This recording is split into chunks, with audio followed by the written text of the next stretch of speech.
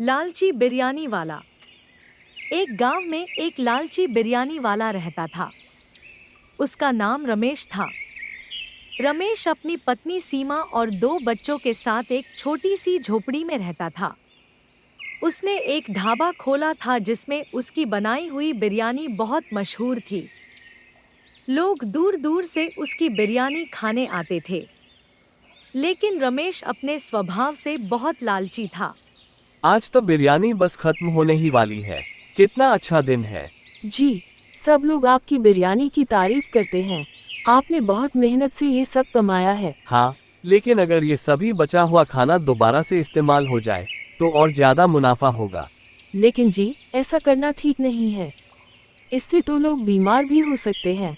अरे सीमा, तुम कितनी छोटी सोच रखती हो। कुछ नहीं होता है। रमेश का लालच दिन प्रतिदिन बढ़ता जा रहा था। उसका मन पैसों के लिए ऐसा अंधा हो गया था कि उसने बीमारियों के बारे में सोचना बंद कर दिया था।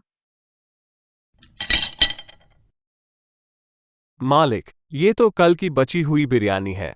आप इसको फिर से गर्म क्यों कर रहे हो? तुझे जो काम दिया गया है वो कर, बाकी मुझ पर छोड़ दे। ऐसे ही लोग मेरे ढाबे की तारीफ करते हैं। लेकिन मालिक, इससे तो लोग बीमार हो जाएंगे। चुप रह। इतना ज्ञानी बनने की जरूरत नहीं है। जाकर अपना काम कर। रमेश की लालच अब उसकी सोच पर भारी पड़ने लगी थी। उसने बाजार से सस्ते और घटिया सामग्री लेना शुरू कर दिया। इससे उसके खर्चे तो कम हो गए, लेकिन बिरयानी का स्वाद भी बिगड़ने लगा। अरे भाई, ये चावल कितने का दिया? साहब, ये 80 रुपए किलो का है। 80 रुपये? क्या मजाक कर रहा है क्या? इतना महंगा चावल कौन लेगा? साहब, ये तो अच्छा क्वालिटी का है। इससे कम में तो खराब चावल मिलेंगे। कुछ तो कम कर भाई, ये बिरयानी के लिए है, और भी तो काम है मुझे। अगर आप इतना ही कह रहे हो तो 70 रुपए किलो दे देता हूं। लेकिन याद रहे, इससे नीचे का कोई अच्छा चावल नहीं मिलेगा। चलेगा। एक 10 किलो पैक कर दो। रमेश अपनी लालच में उस सस्ते चावल का इस्तेमाल बिरयानी में करने लगा। पहले तो लोगों ने ध्यान नहीं दिया, लेकिन धीरे धीरे बिरयानी का स्वाद बिगड़ने लगा। रमेश अपनी पुरानी तारीफों का सहारा लेकर इसे छुपाने की कोशिश करता रहा। ये आज की बिरयानी कुछ अजीब सी लग रही है। पहले वाली से ठीक नहीं लग रही। हाँ भाई, स्वाद में कुछ कमी है। पहले वाली बिरयानी कहाँ गई? अरे भाई, बिरयानी तो वही है। आप लोगों का टेस्ट ही बदल गया होगा। नहीं भाई, ये बिरयानी वैसे नहीं है जैसे पहले थी। शायद ये कुछ पुराना है या सामग्री ठीक नहीं है। रमेश अपनी बुराइयों को छुपाने की कोशिश कर रहा था, लेकिन जल्द ही उसकी बिरयानी ने लोगों को बीमार करना शुरू कर दिया। एक दिन कुछ लोगों ने बिरयानी खाने के बाद जोरदार पेट दर्द और उल्टियां शुरू कर दी। उन लोगों को तुरंत अस्पताल ले जाना पड़ा।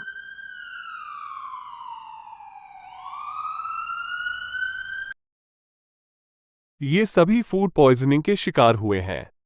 आपने क्या खाया था? हमने ढाबे पर बिरयानी खाई थी। उसके बाद ही सबकी तबीयत खराब हो गई। किस ढाबे से खाया था?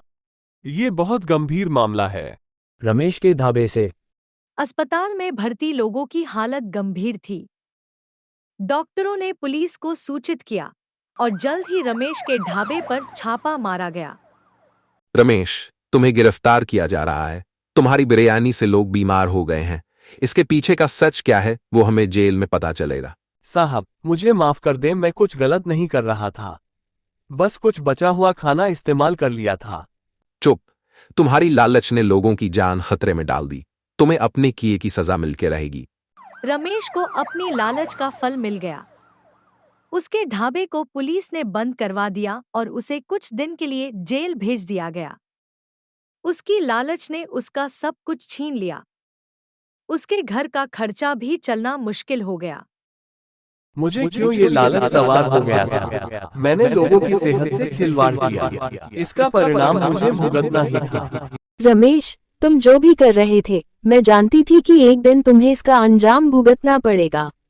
लेकिन अब भी देर नहीं हुई है, सुधरने का वक्त है। सीमा, तुम सही कह रही हो। मुझे अपने किए पर बहुत पछतावा हो रहा है। जब मैं बाहर आऊंगा तो सब कुछ सही करूंगा। कुछ दिनों बाद रमेश की जेल से रिहाई हो जाती है। मुझे पता है कि मैंने बहुत गलत किया।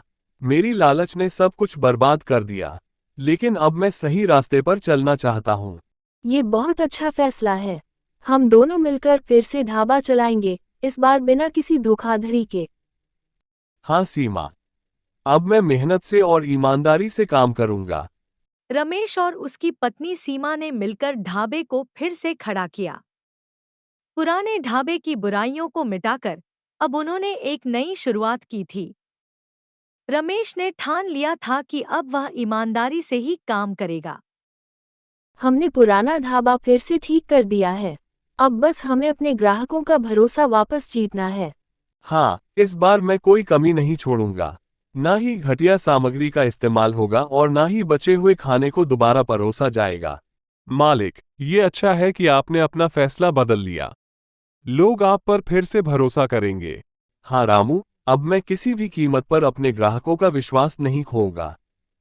रमेश का नया ढाबा खुल गया, लेकिन इस बार हर कोई देखना चाहता था कि क्या रमेश सच में सुधर गया है।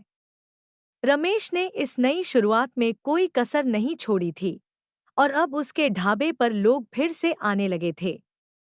अरे, ये तो वही रमेश का ढाबा है। सुना है, अब यहाँ सब कुछ बदला हुआ है। हाँ, चलो एक बार देखते हैं। सुना है अब यहाँ की बिरयानी पहले जैसी ही स्वादिष्ट हो गई है। स्वागत है आप सबका। आज मैं अपनी गलती का प्रायश्चित करते हुए आपकी सेवा में हाजिर हूँ। ये रही आपकी ताज़ा और स्वादिष्ट बिरयानी। वाह, ये तो वही पुराना स्वाद है। लग रहा है रमेश ने सच में सुधरने का फैसला कर लिया है। हाँ, अब ये ढाबा फिर से हमारी पसंदीदा जगह बन गया है। देखा रमेश, ईमानदारी का फल मीठा होता है। लोग फिर से हमारे ढाबे पर आ रहे हैं। हाँ सीमा, अब मैंने सच्चाई का रास्ता चुन लिया है और मैं इस पर हमेशा कायम रहूंगा। ये बिरयानी तो सच में लाजवाब है। अब हम यहाँ बार बार आएंगे। रमेश ने अपनी गलती से सीख ली है। अब हम यहाँ बिना किसी डर के बिरयानी खा सकते हैं। मुझे मेरी गलती का एहसास हो गया है। अब मैं कभी लालच में नहीं पड़ूंगा। ईमानदारी और सच्चाई ही सबसे बड़ा धन है। अब हमारे ढाबे को कोई नहीं रोक सकता। मेहनत और ईमानदारी से कमाई गई सफलता ही सच्ची होती है। हाँ सीमा, अब हमारे पास सब कुछ है, सम्मान, विश्वास और सच्ची मेहनत का फल। रमेश ने अपनी गलती से बहुत कुछ सीखा। उसने लालच का त्याग कर ईमानदारी और सच्चाई को अपनाया। उसकी मेहनत और नेक इरादों ने उसे और उसके ढाबे को फिर से सफल बना दिया। इस कहानी से हमें ये सीख मिलती है कि लालच कभी भी सुख नहीं दे सकता, लेकिन ईमानदारी और मेहनत से जरूर सफलता पाई जा सकती है। एक छोटे से गांव में रमेश नाम का एक छोले पूरी वाला था। उसके छोले पूरी का स्वाद पूरे गांव में मशहूर था। लोग दूर दूर से उसकी छोले पूरी खाने आते थे। रमेश अपनी मेहनत और ईमानदारी से रोज सुबह सुबह उठकर छोले बनाता और ताजगी से भरी पूरी तलता। धीरे धीरे उसका स्टॉल गांव का सबसे पसंदीदा खाने का ठिकाना बन गया। रमेश भाई, तुम्हारे छोले पूरी का कोई मुकाबला नहीं है। ये स्वाद हमें कहीं और नहीं मिलता। धन्यवाद भाई, बस आप लोगों का प्यार ही मेरी सबसे बड़ी कमाई है। हमारे तो बच्चे भी हमेशा तुम्हारे छोले पूरी की तारीफ करते हैं। ये सुनकर बहुत खुशी होती है। आपके प्यार के बिना ये सब मुमकिन नहीं है। एक दिन रमेश को किसी जरूरी काम से थोड़ी देर के लिए अपना स्टॉल छोड़कर जाना पड़ता है। रमेश ने सोचा कि थोड़ी देर के लिए स्टॉल छोड़कर जाने से कोई बड़ी बात नहीं होगी। उसने अपना स्टॉल छोड़ दिया और अपने काम से निकल गया। जब रमेश चला गया तो गांव के ही एक व्यक्ति ने, जो उससे बहुत जलता था, मौका देखा और रमेश के छोले में बहुत सारा नमक मिला दिया। उस व्यक्ति ने सोचा कि अगर रमेश के छोले का स्वाद खराब हो जाए तो लोग उसके पास आना बंद कर देंगे। अब देखता हूँ रमेश के छोले का स्वाद कैसा लगता है। अब लोग उसका छोले पूरी खाना जरूर बंद कर देंगे। रमेश लौटता है और लोग उसकी छोले पूरी खा रहे हैं, लेकिन आज स्वाद में कुछ गड़बड़ी है। रमेश भाई, आज तुम्हारे छोले का स्वाद कुछ ठीक नहीं लग रहा। बहुत ज्यादा नमक है। ऐसा कैसे हो सकता है? मैंने तो हमेशा की तरह ही छोले बनाए थे। शायद तुमसे कोई गलती हो गई हो, लेकिन आज का स्वाद बिल्कुल अलग है। रमेश को समझ में नहीं आ रहा था कि आखिर ऐसा कैसे हो गया। उसने अपने छोले की कड़ाही को ध्यान से देखा और सोचा कि जरूर कोई साजिश की गई है। रमेश ने ध्यान से जांच की और पाया कि छोले में नमक की मात्रा बहुत ज्यादा है। उसे समझ में आ गया कि उसके साथ कुछ गड़बड़ की गई है। लगता है कोई मेरी मेहनत को बर्बाद करना चाहता है, लेकिन मैं हार मानने वाला नहीं। रमेश ने जल्दी से अपने छोले ठीक करने की कोशिश की और फिर से मेहनत करके लोगों के लिए छोले तैयार किए।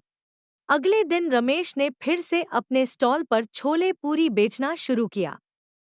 इस बार उसने और भी ज्यादा मेहनत की और अपने ग्राहकों के लिए सबसे अच्छा खाना तैयार किया। रमेश भाई, आज तो तुम्हारे छोले पूरी का स्वाद पहले से भी ज्यादा बेहतरीन है। आप सबके प्यार और समर्थन के बिना ये मुमकिन नहीं था। रमेश की ईमानदारी और मेहनत के कारण लोग उसके स्टॉल पर और भी ज्यादा आने लगे।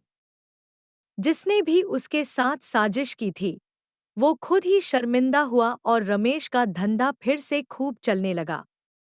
रमेश ने साबित कर दिया कि सच्चाई और ईमानदारी से किया गया काम हमेशा फलता फूलता है। और इस तरह रमेश ने अपनी ईमानदारी और मेहनत से अपने स्टॉल को फिर से चलाया और गांव वालों का प्यार जीत लिया।